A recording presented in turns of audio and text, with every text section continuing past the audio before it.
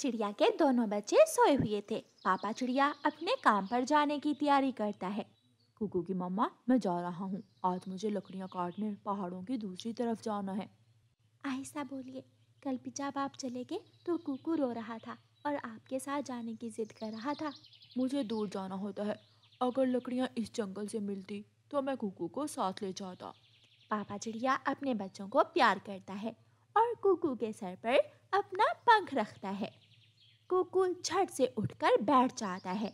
गुड़िया भी उठ जाती है। पापा पापा, मैं भी जाऊंगा, मैं भी आपके साथ जाऊंगा।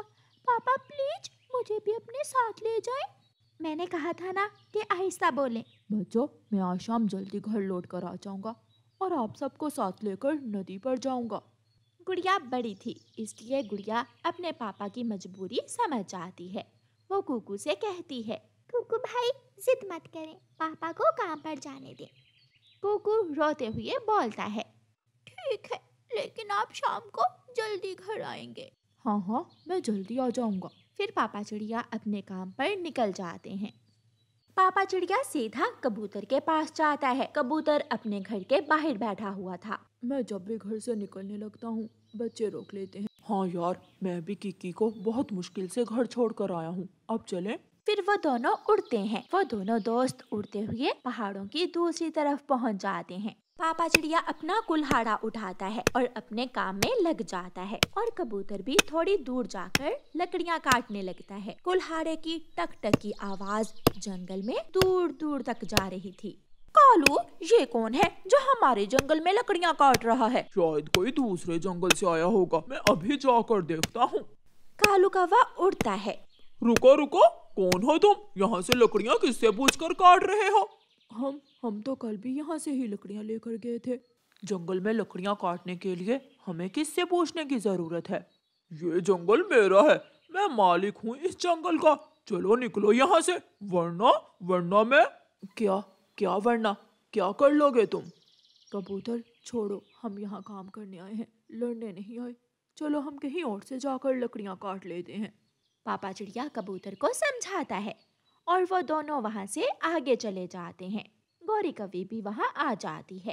कहाँ है वो? कौन था? चले गए, उठाओ ये लकड़ियाँ और घर ले जाओ। फिर कौवी और कौवा काटी हुई लकड़ियाँ उठाकर अपने घर ले जाते हैं। थोड़ी ही दूर कबूतर को एक सूखा हुआ पेड़ मिल जाता है और वो वहाँ रुकते हैं। ये पेड़ ठीक है, इस पेड़ से हम दोनों के लिए लकड़ी मिल जाएगी। अब जल्दी से काम करना होगा, पहले ही उन कौवों की वजह से बहुत समय जाया हुआ है। चलो बच्चों, आज हम आपके पापा को सरप्राइज देंगे। हम भी आपके पापा के पीछे ही जाते हैं। ये सुनकर दोनों बच्चे खुशी से उछलने लगते हैं। मम्मा चिड़िया अपने बच्चों को साथ लेकर घर से निकलती है। रास्ते में जाकर कुकू को प्यास लग जाती है और वो एक पेड़ पर बैठ जाता है। मम्मा, मुझे प्यास लगी है, पानी पीना है मुझे। नदी दूसरी तरफ है, चलो हम पहले नदी से पानी पी लेते हैं। मम्मा चिड़िया अपने दोनों बच्चों को लेकर नदी पर जाती है। बच्चे नदी से ठंडा पानी पीकर खुश हो जाते हैं। मम्मा अब चले, पापा मुझे देखकर बहुत खुश होंगे। मम्मा, क्या पापा गुस्सा तो नहीं होंगे? नहीं नहीं, आपके पापा गुस्सा नहीं होंगे। वो सब फिर से उड़ते हैं। पापा चिड़िया और कबूतर ने लकड़ियों की गठरियाँ बना ली थी। वो उड़ने ही वाले थे कि मम्मा चिड़िया अपने बच्चों को लेकर वहाँ पहुँच जाती है। पापा पापा, मैं आ गया, मेरे सुंदर पापा। बच्चे दौड़कर अपने पापा के गले लग जाते हैं। आप सब यहाँ? मुझे तो विश्वास नहीं हो रहा। आपने ढूंढा कैसे मुझे? मुझे सब पता होता है कि आप कहाँ कहाँ जाते हैं। कबूतर यार, अब आप जाओ, मैं बच्चों के साथ आता हूँ। ज्यादा शाम ना करना, अंधेरा होने से पहले पहले घर लौट कर आ जाना। ऐसे कहते हुए कबूतर अपनी लकड़ियाँ उठाकर वहाँ से चला जाता है। पापा पापा, मैं लकड़ियाँ काटूं? कुकू कुल्हाड़ा उठाकर लकड़ियाँ काटने लगता है। रुक जाओ बेटा, कुल्हाड़ा लग जाएगा आपके। चलो, मैं आप सबको मीठे फल के पेड़ के पास लेकर जाता हूँ। फिर पापा चिड़िया अपने परिवार को मीठे फल के पेड़ के पास ले जाता है। वहाँ से वो सब मीठे फल जी भर कर खाते हैं। कुकू बेटा, मुझे अच्छी तरह याद है, जब मैं छोटा था तो मैं भी अपने पिताजी के साथ यहाँ आया करता था। ये सुनकर कुकू और गुड़िया हंसने लग जाते हैं। पापा पापा, आप भी छोटे हुआ करते थे? तो और क्या, आपके पापा हमेशा से बड़े ही थे। अब चले, शाम होने वाली है, हमें अंधेरा होने से पहले पहले घर जाना है। जब वो सब वापस आते हैं तो वहाँ उनकी लकड़ियाँ नहीं थी। लकड़ियाँ तो किसी ने उठा ली थी। अरे, लकड़ियों की गठरी कहाँ गई? शायद वही कौवे उठा कर ले गए हैं। चले, हम उन कौवों से जाकर पूछते हैं। पापा चिड़िया अपने बच्चों को साथ लेकर कौवों के पास जाता है।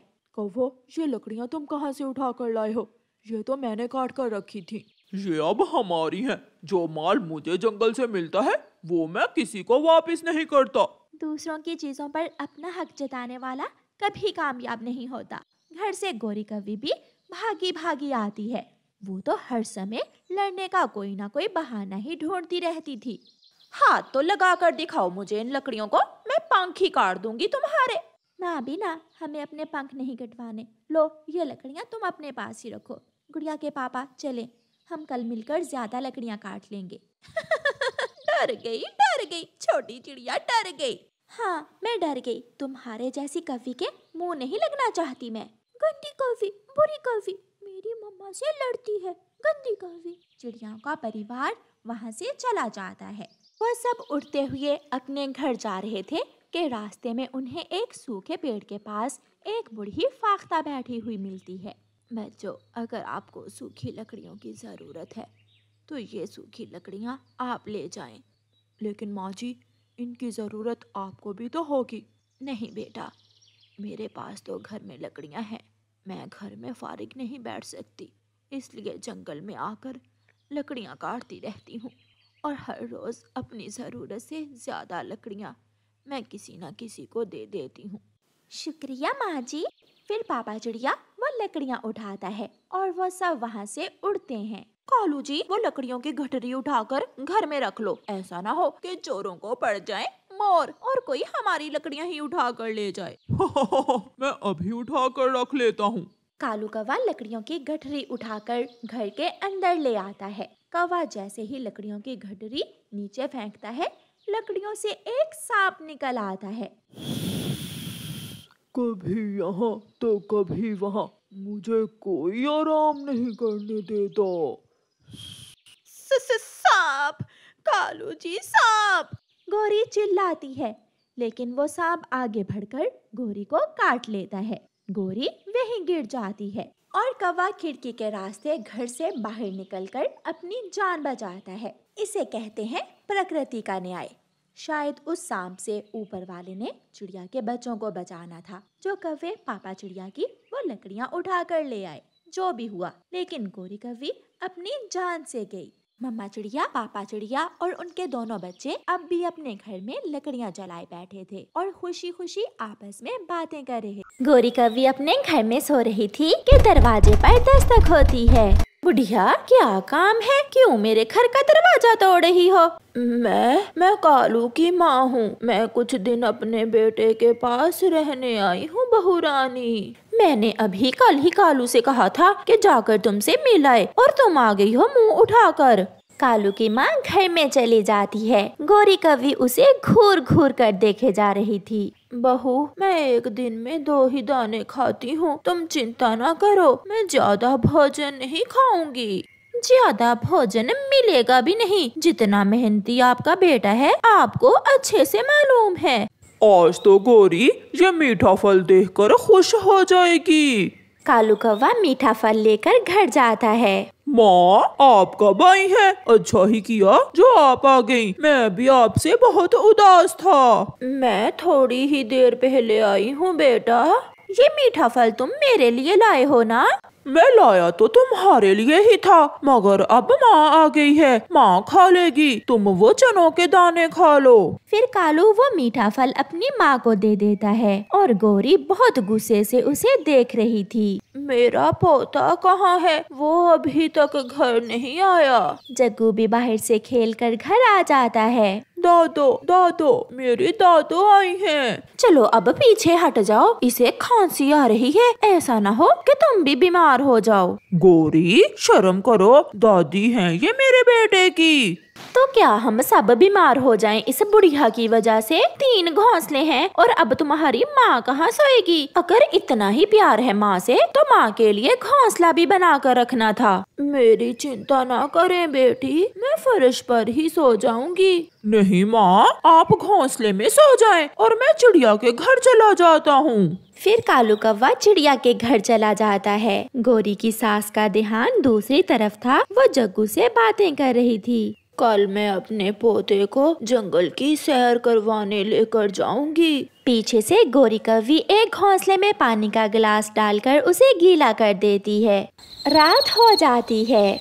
बहू रानी, ये घोंसला तो बहुत गीला है, तो मैं क्या करूं? आ जाओ मेरे साथ सो जाओ। मगर कालू की माँ गीले घोंसले में ही सो जाती है। सुबह हो जाती है। कालू, ये ले, ये खिचड़ी माँ जी के लिए ले जाए। शुक्रिया चिड़िया बहन, माँ को खिचड़ी बहुत पसंद है। माँ, मैं आपके लिए खिचड़ी लाया हूँ। मेरे बेटे को मालूम है कि मुझे खिचड़ी पसंद है, इसलिए मेरा बेटा मेरे लिए खिचड़ी लाया है। अब माँ की ही सेवा करते रहोगे? जाओ, मेरे लिए भी कोई सूखा दाना ले आओ। जग्गू कहाँ है? मैंने कल भी उसे कहा था कि मेरे साथ दाना लेने जाए। अभी छोटा है मेरा बेटा, वो अपने दोस्तों के साथ खेलने गया हुआ है। फिर कालू गुस्से में घर से निकलता है। लाओ बुढ़िया, ये खिचड़ी तुम मुझे दो और तुम ये चने खा लो। इस उम्र में खिचड़ी खाकर तुम क्या करोगी? मगर मेरा बेटा। गौरी वो खिचड़ी कालू की माँ के आगे से उठा लेती है और खुद खा लेती है। खेलता खेलता जग्गू कौवा बड़े पेड़ के पास चला जाता है। वो बैठा मिट्टी के साथ खेल रहा था कि पीछे से खतरनाक नाग आ जाता है। ताजा कौवा मिलेगा खाने को, मैं इसे पकड़कर अपनी गुफा में ले जाता हूँ। वो नाग आहिस्ता आहिस्ता जग्गू की तरफ बढ़ता है और उसे पकड़ लेता है। छोड़ो मुझे, छोड़ो। मगर वो नाग उसे अपनी गुफा में ले जाता है। तोता ये सब देख लेता है। वो भागता है और जाकर गौरी कौवी को बताता है। गौरी, तुम्हारे बेटे को नाग ने पकड़ लिया है, वो उसे अपनी गुफा में ले गया है। ये क्या कह रहे हो मिठू? मेरा जग्गू, जब से ये मनहूस सास आई है, सारे ही काम उल्ट हो रहे हैं। गौरी भागती है। मिठू बेटा, कहाँ है उस सांप की गुफा? बड़े पेड़ के पास, वो जग्गू को अपनी गुफा में ले गया है। गौरी की सास भी पीछे पीछे उड़ती है। चिड़िया, कालू यहाँ है क्या? नहीं गौरी बहन, कालू तो सुबह से मेरे पास नहीं आया। मेरे जग्गू को नाग ने पकड़ लिया है। चिड़िया, कालू मिल नहीं रहा। कौवे, क्या तुम्हें खाने से मेरा रंग तो नहीं काला होगा? प्लीज मुझे जाने दे, मैं तो यहाँ खेलने आया था। चिंता ना करो, आज की रात मैं तुम्हें नहीं खाऊंगा, क्योंकि अभी अभी मैंने 2 मेंढक खाए हैं। मैं तुम्हें कल खाऊंगा। और हाँ, याद रखना, अगर यहाँ से भागने की कोशिश की तो मैं तुम्हें डस कर मार दूंगा। कालू, तुम यहाँ बैठे हो और हमारे जग्गू को नाग ने पकड़ लिया है। कब? कहाँ है जग्गू? बड़े पेड़ के पास गुफा में ले गया है वो सांप हमारे जग्गू को। फिर गौरी और कालू वहाँ से उड़ते हैं। गौरी, वहाँ उस गुफा में लेकर गया है वो नाग तुम्हारे बेटे को। कालू जाओ, तुम गुफा के अंदर जाओ और मेरे बेटे को उस नाग से बचा लो। गौरी, वो नाग बहुत खतरनाक है, मैं अकेला कैसे मुकाबला कर सकता हूँ उस नाग का? तुम भी मेरे साथ आओ। कालू, तुम्हें मालूम तो है मुझे नाग से बहुत डर लगता है। कालू की माँ भी पूछते पूछते वहाँ आ जाती है। कहाँ है वो नाग जिसने मेरे पोते को पकड़ा है? कहाँ है वो उस सामने वाली गुफा में है। बिना कुछ सोचे कालू की माँ उस गुफा की तरफ उड़ती है। वो गुफा में चली जाती है। बूढ़ी कौवी, मरने आई हो क्या तुम यहाँ? दादो मुझे बचा लो। तो इसका मतलब दादी और पोता दो दो भोजन मिलेंगे मुझे आज। तुम मुझे तो मार सकते हो, मगर मैं अपने पोते को तुम्हें हाथ नहीं लगाने दूंगी। सांप आगे बढ़ता है। जग्गू बेटा मेरे पीछे आ जाओ। जग्गू की दादी भी अपने पंजों से नाग पर हमला करती है। दोनों में खूब लड़ाई शुरू हो जाती है। जग्गू बेटा आप यहाँ से भाग जाओ, आप बाहर चले जाओ। मगर दादो मैं आपको छोड़कर नहीं जा सकता। जाओ मेरे जग्गू, तुम जाओ यहाँ से।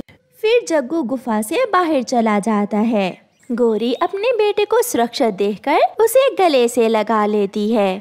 मेरी दादो गुफा में नाग से लड़ रही है। पापा दादो को बचा लें, वो नाग मेरी दादो को मार देगा। इतने में लहूलुहान जग्गू की दादो गुफा से बाहर आती है और आकर उनके पास गिर जाती है। जग्गू बेटा आप ठीक तो हो? मैं ठीक हूँ दादो। माँ आपको तो नाग ने डस लिया है, मैं अभी आपको बुलबुल के पास लेकर जाता हूँ। नहीं बेटा अब मेरे पास समय नहीं है।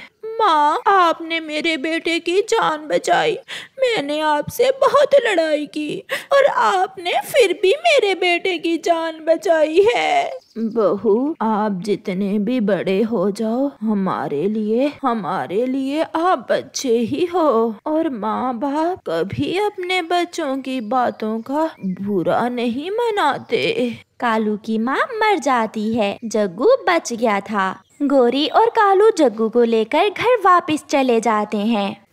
कालू मैं बहुत बुरी हूँ, मैं खुद को कभी माफ नहीं कर पाऊंगी। गौरी जब समय गुजर जाए तो पछताने का कोई फायदा नहीं होता। अब मेरी माँ कभी लौट कर आने वाली नहीं है। प्यारे दोस्तों, इस कहानी से हमें सीख मिलती है कि हमेशा बड़ों की इज्जत करें, क्योंकि वो हमें सुरक्षित रखने के लिए अपनी जान तक दे देते हैं। आपका धन्यवाद।